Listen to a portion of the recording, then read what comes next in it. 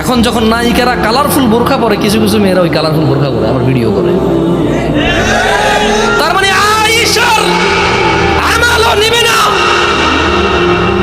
আমার বোনরা আয়েশা, খাদিজা, ফাতিমা, হাফসা রাদিয়াল্লাহু তাআলা আনহুন্না আজমাইন, ওদের আমল নেবে না। নায়িকা পড়লে পড়বে, বোরখান নায়িকা পড়লে পড়বে আমার বোন।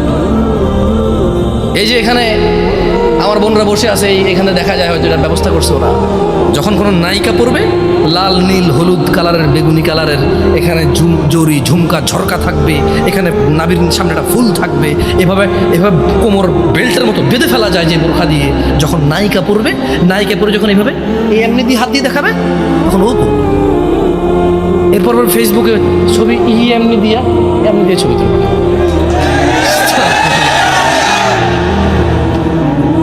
আমি জানি কেমনে, আমাকে অনেকে মেসেজ পাঠায় যে উনি ইসলাম প্রচার করে জায়েজ আছে কিনা, বিভিন্ন গ্রুপ বানায়। হ্যাঁ, মানে কিছু কিছু মেয়েরা নাকি দিন প্রচার করে, কি করে, ফেসবুক গ্রুপ বানায়। তো গ্রুপ বানায় কোরআন খতম করে, কি করে, কোরআন খতম করে। মানে এক একজন এক এক পারা পড়ে, কেমনে পড়ে জানি না, গ্রুপের ভিতরে মানে পড়ে বলে যে হ্যাঁ পড়ছি, হয়ে যায় পড়া। তারপরে আবার ওই ভদ্রমেলে ভিডিও করে ইসলাম প্রচার করে।